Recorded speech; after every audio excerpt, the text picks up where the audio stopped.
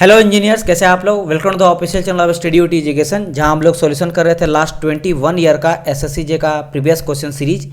And अभी हम लोग का सब्जेक्ट चल रहा है थर्मोडायनेमिक्स। एंड थर्मोडायनेमिक्स में ये आपका लेक्चर नंबर हो जाएगा 7th।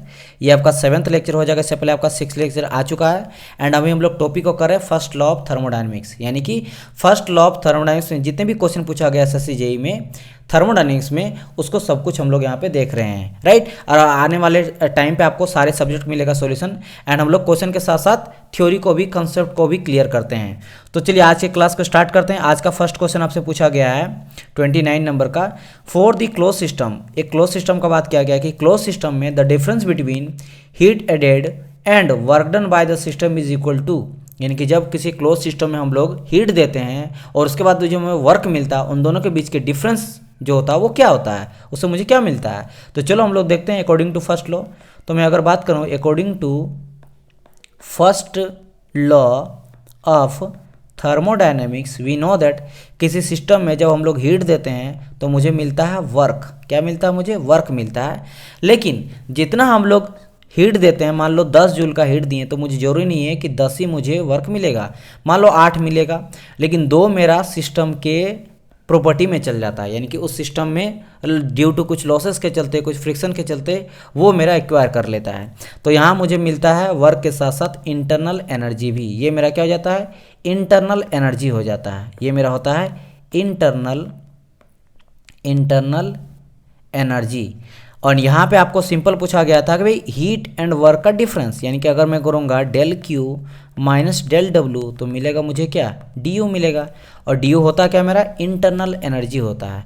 तो हम लोग क्लोज सिस्टम में जब हम लोग डिफरेंस देखते हैं हीट एंड वर्क का, तो मुझे मिलता क्या है? Internal energy. यानी इसका करेक्ट आंसर हो जाएगा आपका option number B, that is your internal energy D U. ठीक है। और आपको पता है कि इंटरनल एनर्जी जो है डी यू को हम लोग लिख सकते हैं U2 माइनस U1, यानी कि इनिशियल और फाइनल पॉइंट पे डिपेंड करता है, यानी कि पॉइंट पे डिपेंड कर रहा है, इनिशियल पॉइंट और फाइनल पॉइंट। तो ये होता है मेरा पॉइंट फंक्शन। और जो भी मेरा पॉइंट फंक्शन होता है वो मेरा सिस्टम का प्रॉपर्टी होता है। तो याद रखना, कभी कभी ये भी बोल देगा, मान लो इस क्वेश्चन को घुमा के बोल देगा आपको, for a close system the difference between heat added to and work done by the system is equal to, और यहाँ पे ऑप्शन रहता है property of the system, path function of the system.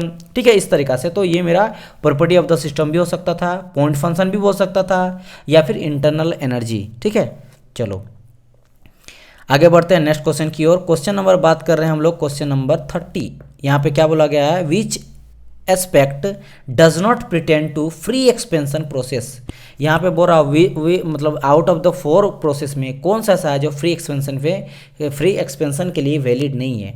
तो चलो हम लोग देखते हैं। तो सबसे पहला कहा गया कि वर्क डन इज जीरो। मुझे पता है कि भाई in case of free expansion जो मुझे वर्क डन मिलता है वो तो मिलता है मुझे जीरो, बिकॉज कोई भी रेस्ट्रिक्शन नहीं लगता है। प्रेशर जो होता है वो अपोजिट साइड से अप्लाई नहीं होता, क्योंकि हम लोग गैस को क्या करते हैं? वैक्यूम में डालते हैं। एक जो होता है वैक्यूम में हम लोग गैस को सप्लाई करते हैं, तो वैक्यूम की तरफ से कोई भी रेस्ट्रिक्शन नहीं लगता, ना तो प्रेशर अप्लाई होता है, तो जिसके चलते वहाँ पे मेरा कोई वर्क डन मिलता नहीं है। तो ये तो सही बताया गया है। अगर मैं बात करूँ ऑप्शन नंबर बी का, एक सेकंड, ये मेरा ऑप्शन नंबर सी हो जाएगा। ठीक है। अगर मैं बात करूँ ऑप्शन नंबर सी का, no change in temperature of the system, तो बिल्कुल सही। मैंने आपको बताया था कि ये जो मेरा होता है यहाँ पे मेरा, चूंकि मैंने बताया था वर्क डन मेरा जीरो होता है, इसके बाद ये मेरा एडियाबेटिक होता है, यानी कि चेंज इन हीट जो रहेगा वो मेरा जीरो रहेगा। इट मीन्स मेरा इनिशियल टेम्परेचर और फाइनल टेम्परेचर यहाँ मेरा इक्वल होगा। लेकिन मैंने ये बताया था कि ये मेरा आइसोथर्मल प्रोसेस नहीं है। अगर बच्चों को याद होगा कि मेरा फ्री एक्सपेंशन मैंने बताया था ये मेरा आइसोथर्मल प्रोसेस नहीं होता है। आइसोथर्मल प्रोसेस जो है ये मेरा नहीं होता है, यहाँ लिख देंगे नॉट आइसोथर्मल प्रोसेस। रीजन के मैंने बताया था कि आइसोथर्मल के लिए ideal gas equation PV = nRT जो है हर पॉइंट पे लगना चाहिए, उसके लिए वो रिवर्सिबल प्रोसेस होना चाहिए। और फ्री एक्सपेंशन जो प्रोसेस होता है वो मेरा होता है इनरिवर्सिबल प्रोसेस। क्या हो जाता है? मेरा इनरिवर्सिबल प्रोसेस होता है। तो इनरिवर्सिबल प्रोसेस अगर होगा तो ये मेरा आइडियल गैस इक्वेशन नहीं लगेगा। अगर मेरा आइडियल गैस इक्वेशन नहीं लगेगा तो उसको हम लोग आइसोथर्मल प्रोसेस नहीं बोलेंगे। तो यहाँ पे टेम्परेचर मेरा सेम रहता है, initial final temperature, due to adiabatic case के चलते, लेकिन मेरा आइसोथर्मल प्रोसेस नहीं होता है। ये इंपॉर्टेंट चीज, वर्क डन इसमें मेरा जीरो होता है। एंड दूसरा चीज मैंने बताया था कि इसमें जो होता है मेरा प्रेशर जो है वो मेरा इंक्रीज होता है। ठीक है, वो क्यों बताया था, चलो हम लोग पहले डी नंबर देख लेते हैं। बोला गया नो गेन और लॉस ऑफ हीट। आप देख ही लिए, जब जैसे मैंने कहा कि मेरा एडियाबेटिक होता है तो हीट तो होगा ही नहीं। बात आता है मेरा बी का, बी नंबर बिल्कुल सही बोला गया है, इसमें हम लोग इसमें यूज़ नहीं करते हैं, यानी कि प्रेशर रिमेन कांस्टेंट। यहाँ पे प्रेशर जो है वेरी करता है। कैसे, मैंने आपको पिछला क्लास में बताया था, पूरा का पूरा थ्योरी मैंने बताया था। मैंने ये बताया था कि चूंकि ये मेरा एडियाबेटिक होता है, मैंने बताया एडियाबेटिक होता है, ठीक है। एडियाबेटिक मतलब डी क्यू इक्वल टू 0 होता है, यानी कि इनिशियल टेम्परेचर और फाइनल टेम्परेचर मेरा क्या होता है, सेम होता है, यानी कि बोल सकते हो कि टेम्परेचर मेरा कांस्टेंट होता है, ठीक है। एक चीज़ मुझे मिला।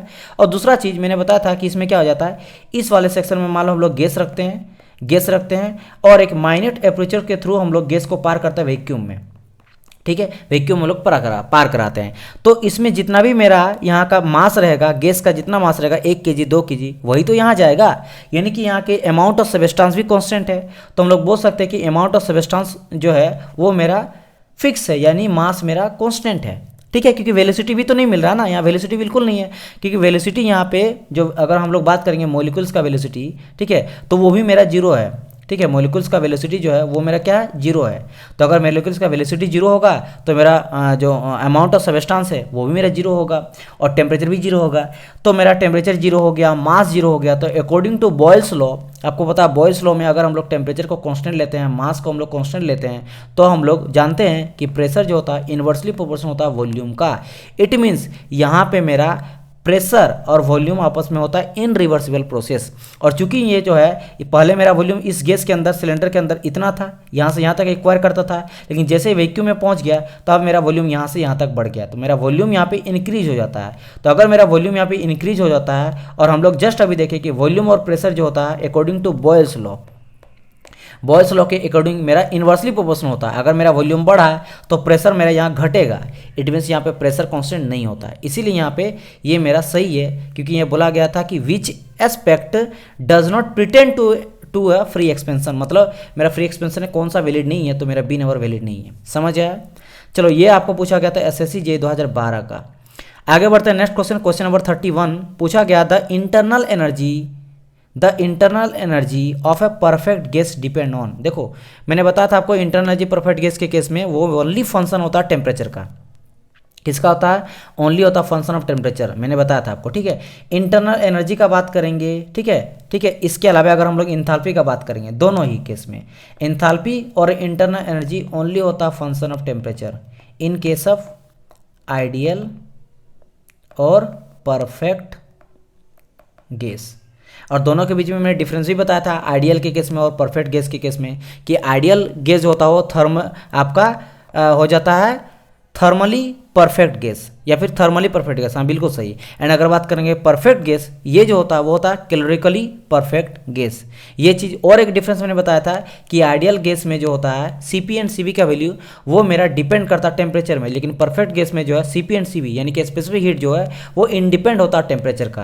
यानी यहाँ पे हम लोग सीपी और सीवी जो लेंगे वो जो भी वैल्यू होता है वो मेरा ओनली वैल्यू होता है, जैसे 1.00 हम लोग 5 ही करेंगे और ये 0.718 करेंगे, बस यही। लेकिन अगर हम लोग आइडियल गैस के केस में देखते हैं तो सीपी जो भी हम लोग लेंगे वैल्यू यहाँ पे 1.005 प्लस मेरा फंक्शन ऑफ टेम्परेचर होता है। उसी तरह सीवी का भी वैल्यू लेंगे 0.718 प्लस होता है फंक्शन ऑफ टेम्परेचर। तो हम लोग क्या देखें कि आइडियल गैस के केस में मेरा जो सीपी एंड सीवी है स्पेसिफिक हीट है वो मेरा टेम्परेचर पे डिपेंड करता है, लेकिन ये आपका इंडिपेंड होता है टेम्परेचर का। तो ये बेसिक डिफरेंस भी होता है आइडियल और परफेक्ट गैस के में। और इसके बाद और एक मैंने बताया था रियल गैस।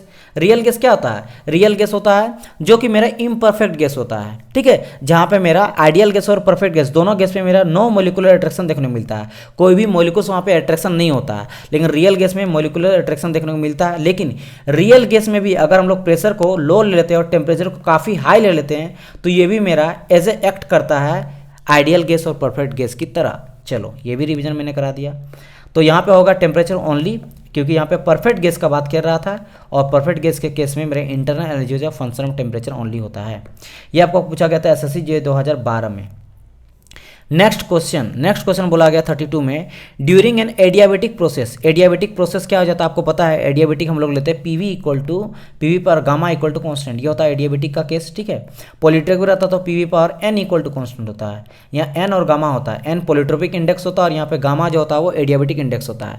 नाउ यहाँ पे बोला गया था कि adiabatic process the pressure P of a fixed mass of an ideal gas change from del P and its volume V change by del V. The value del P by P is given by. Simple बोल रहा कि भी pressure मेरा change हो रहा कहाँ से कहाँ तक, मेरा पहले P था, P से मेरा चेंज हो रहा है del P, और मेरा वॉल्यूम पहले V था, वो चेंज हो रहा है del V. तो मुझे बताना है कि भाई the change in volume divide by original volume मेरा क्या आएगा in case of adiabatic process. कुछ नहीं, हम लोग एडियाबेटिक प्रोसेस को इंटीग्रेट करेंगे, तुरंत मेरा आंसर यहाँ पे आ जाएगा डिफरेंशिएशन करके. तो देखो इसको मैं बताता हूँ. जैसे मैंने कहा कि एडियाबेटिक जो केस होता है, फॉर एन एडियाबेटिक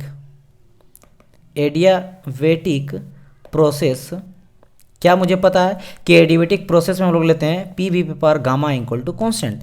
नाउ अगर इसको हम लोग डिफ्रेंशिएट करेंगे तो डिफ्रेंशिएट करेंगे, पी तो मेरा कांस्टेंट रह जाएगा बाहर में.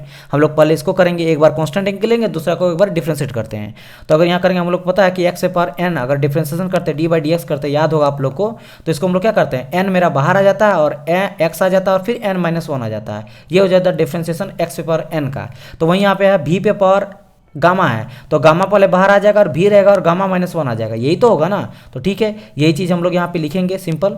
इसको मैं इरेज कर लेता हूँ. ठीक है, तो हम लोग यहाँ क्या करेंगे, पी मेरा रह जाएगा कांस्टेंट ले लेंगे, इसको पहले डिफ्रेंशिएट करेंगे भी पे पावर गामा को, तो पहले गामा आ जाएगा और भी पे पावर गामा माइनस वन आएगा. ये चीज़ हो गया. एंड मेरा जो भी बचेगा, आप देखो ये तो हो गया मेरा भी पे पावर गामा का डिफ्रेंशिएशन. भी का अगर करेंगे तो ये डी होगा. ठीक है, अब हम लोग कांस्टेंट किसको लेंगे, भी पे पावर गामा को कांस्टेंट ले लेंगे और पी को करेंगे तो पी का आ जाएगा मेरा डीपी. ठीक है, और कांस्टेंट का हो जाता है मेरा, अगर कांस्टेंट का हम लोग डिफ्रेंशिएशन करते हैं तो होता है मेरा जीरो. तो ये हो गया मेरा इक्वेशन. नाउ अब इसको बस मुझे सजाना है. कैसे सजाएंगे, यहाँ पे देखो, यहाँ पे हम लोग गामा भी पे पावर गामा माइनस वन को रखेंगे, एंड डी वी को भी रखेंगे, और यहाँ पे क्या करेंगे, इसको जस्ट उधर ले जाएंगे तो माइनस आ जाएगा भी डी पी, और इस वाले प्रेशर को हम लोग इधर ले आएंगे नीचे, तो ये मेरा नीचे चल गया. आगे और हम लोग क्या करेंगे भाई, ये गामा रहने दो यहाँ पे. एंड यहाँ पे हम लोग क्या देखेंगे भाई, भी पे पावर जो है ये गामा माइनस वन है, और यहाँ पे जो ये गामा है इसको हम लोग ले आएंगे इधर, इस वाले गामा को. ठीक है, यहाँ जो भी है इस वाले को, एक सेकंड, यहाँ जो भी है इसको इधर ले आते हैं. तो जब मैं इसको इधर ले आता हूँ तो क्या हो जाता है, ये मेरा जस्ट नीचे आ जाएगा, क्योंकि इनटू में आएगा तो डिवाइड हो जाएगा. तो भी पे पावर यहाँ पे गामा आ जाएगा. एक सेकंड, भी पे पावर यहाँ पे गामा था, क्योंकि माइनस करेंगे तो गामा आ जाएगा.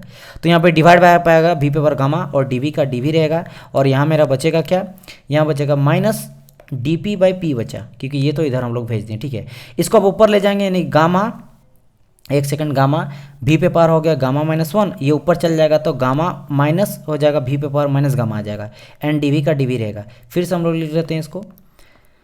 आगे देखेंगे, ये देखो जब भी मेरा बेस सेम रहता है, जैसे एक्स पे पावर 2 लेते हैं और एक्स पे पावर 3 रहते हैं, तो इंटू करते हैं तो क्या हो जाता है, यहाँ पे हम लोग एक्स पे पावर दोनों को ऐड कर देते हैं. अगर बेस मेरा सेम रहता है तो आपस में ऐड हो जाता है, यानी 5 हो जाता है. ठीक है, तो बेस यहाँ सेम है तो आपस में ऐड कर देंगे, तो भी गामा है, और भी का यहाँ पे क्या आ जाएगा, गामा माइनस वन और प्लस गामा, तो प्लस और माइनस खत्म हो जाएगा, डी वी, और यहाँ माइनस आ जाएगा डी पी बाई पी. आगे देखते हैं, यहाँ पे हम लोग क्या आ जाएगा, गामा आ जाएगा, और भी यहाँ पे था, ओनली भी बचा यहाँ पे, और यहाँ पे डी भी बचा, और यहाँ क्या हो जाएगा, माइनस आ जाएगा डी पी बाई पी. यही तो बचा ना. एंड यहाँ पे देखो माइनस है, माइनस वन बचेगा, क्योंकि माइनस वन वाला है तो माइनस वन बचेगा. माइनस को हटाने के लिए नीचे ले जाएंगे, यानी कि gamma D V by V is equal to minus D P by P, isn't it. And मुझे क्या चाहिए, यहाँ पे बोला गया था change in volume by original volume. तो यहाँ पे हम देखो, यहाँ पे बेसिकली डी को डेल भी ले सकते हैं, तो लिख सकते हैं भाई डेल भी बाई भी, यही तो बोल रहा है ना, minus D P by P, और मुझे ओनली चाहिए इसका वैल्यू, मैंने डेल भी बाई भी का वैल्यू चाहिए. तो हम लोग गामा को उधर ले जाएंगे, यानी कि डेल भी बाई भी जो निकलेगा वो मेरा मिलेगा क्या, गामा इधर चल जाएगा, यानी कि हो जाएगा minus one by gamma D P by P. तो ये मेरा सिंपल आ जाएगा. कहाँ से निकालें हम लोग, सिंपल इसी इक्वेशन से निकालें. एडियाबेटिक प्रोसेस को हम लोग बस डिफ्रेंशिएशन कर दिए, और वहाँ से मुझे मिल गया क्या, वन माइनस गामा, माइनस होता है वन माइनस गामा, और change in pressure by original pressure. तो देखते हैं यहाँ पे इक्वेशन में ये चीज़ दिया गया है कि नहीं. ओके, तो आप यहाँ पे ध्यान से देखोगे तो ऑप्शन नंबर आपको बी मिल जाएगा. तो यहाँ पे ऑप्शन नंबर बी हो जाएगा इसका करेक्ट आंसर. समझ आया कि नहीं. चलो आगे बढ़ते हैं नेक्स्ट क्वेश्चन. क्वेश्चन नंबर 33, ये आपको एसएससी जे 2012 में क्वेश्चन पूछा गया था, जो आपका change in pressure upon pressure था, वन माइनस गामा का माइनस में. आगे बढ़ते हैं, ये आपका एसएससी जे 2013 का क्वेश्चन पूछा गया है. पूछा यह गया द एक्सप्रेशन. ठीक है, एक सेकंड. क्वेश्चन 33, द एक्सप्रेशन 1 से 2 तक जा रहा है, और यहाँ पे पीडीवी वर्क हो रहा है, gives the measure of work done during. किस में देता है, स्टडी फ्लो प्रोसेस में देता है, रिवर्सल प्रोसेस में, या फिर नन फ्लो यानी कि क्लोज सिस्टम का बात कर रहा है, ठीक है, क्लोज रिवर्सल प्रोसेस में देता है, या फिर ओपन सिस्टम में देता है और एनी प्रोसेस में देता है, या फिर एनी सिस्टम और एनी प्रोसेस में देता है। कहाँ ये चीज़ मेरा वैलिड होता है, तो अगर आप ध्यान दोगे यहाँ पे एक होता है मेरा वर्क डन, लेते हैं हम लोग इंटीग्रेशन लेते हैं पीडीवी, जो कि ये चीज़ हमारा होता है नन फ्लो प्रोसेस के लिए। किसे होता है, नन फ्लो प्रोसेस बोलो या फिर क्लोज बोलो, ठीक है, नन फ्लो प्रोसेस, इसको हम लोग बोलते हैं क्या, क्लोज सिस्टम, क्लोज सिस्टम। और ये मेरा रिवर्सिबल के लिए भी यूज़ होता है, रिवर्सिबल के लिए यूज़ होता है, ठीक है। एक होता है वर्क डन इक्वल टू हो जाता है मेरा माइनस VDP, ठीक है, ये 1 से 2 आप इंटीग्रेशन ले सकते हो, ठीक है, कोई भी वैल्यू रहेगा, प्रेशर हो सकता है, टेम्परेचर हो सकता है, V1 से V2, P1 से P2, तो 1 से 2 ले लेंगे। ये जो होता है ये होता है मेरा फ्लो प्रोसेस के लिए, किसके लिए होता है, फ्लो प्रोसेस के लिए, flow process means open system के लिए, ओपन सिस्टम के लिए करते हैं, ठीक है, ये क्लोज के लिए करते हैं। समझ आया कि नहीं, ओके। तब यहाँ पे आ जाता है मेरा, यहाँ पे बोल क्या रहा, सिंपल बोला गया कि PDV, तो PDV यहाँ पे देखेंगे तो ये मेरा नन फ्लो प्रोसेस के लिए हो जाएगा, ठीक है। देखो यहाँ पे PDV मैंने कहा, तो PDV ये सभी को बच्चा को पता होगा कि PDV हम लोग लेते हैं वो क्लोज सिस्टम के लिए लेते हैं, तो क्लोज बोलो या फिर नन फ्लो बोल लो, यानी फ्लो मतलब एक सिस्टम के अंदर ही है, ये जो है फ्लो नहीं कर रहा है। लेकिन हम लोग ओपन सिस्टम का बात करेंगे तो इधर से जो भी हम लोग एनर्जी वगैरह देते हैं वो एनर्जी मेरा इन करता है और एनर्जी मेरा जो है वो आउट भी करता है। तो मेरा एनर्जी इन किया और एनर्जी आउट किया, यानी इसको हम लोग बोलते हैं फ्लो प्रोसेस, फ्लो किया, इसलिए इसको ओपन सिस्टम के लिए बोलते हैं, ठीक है। ओपन सिस्टम में हम लोग इसको स्टडी के लिए भी यूज़ करते हैं, स्टडी, तो यहाँ पे बोल सकते हो नॉर्मली ये मेरा स्टडी फ्लो प्रोसेस के लिए। स्टडी मीन्स होता है कि भाई कोई भी इसका जो आपका सिस्टम जैसे प्रेशर, टेम्परेचर वगैरह वो चेंज नहीं होता विथ रिस्पेक्ट टू टाइम, ठीक है। स्टडी मीन्स होता है do not change with respect to time, time के साथ जब कोई चेंज नहीं होता उसको बोलते हैं स्टडी, मतलब रुका हुआ है, उसके सारा प्रॉपर्टी जो है सिस्टम का प्रॉपर्टी वो टाइम के साथ चेंज नहीं करता है, तो वो भी उसके लिए हम लोग यूज़ करते हैं। तो ये सारे पॉइंट को भी ध्यान रखना कि PDV मेरा रिवर्सिबल और नॉन फ्लो प्रोसेस या फिर क्लोज सिस्टम के लिए यूज़ करते हैं। अगर बात करें हम लोग माइनस VDP, तो ये स्टडी फ्लो प्रोसेस या फिर ओपन सिस्टम के लिए वर्क मतलब लाया जाता है। तो यहाँ पे हम लोग हो गया आज का क्लास, राइट। मिलते हैं नेक्स्ट पार्ट में। अब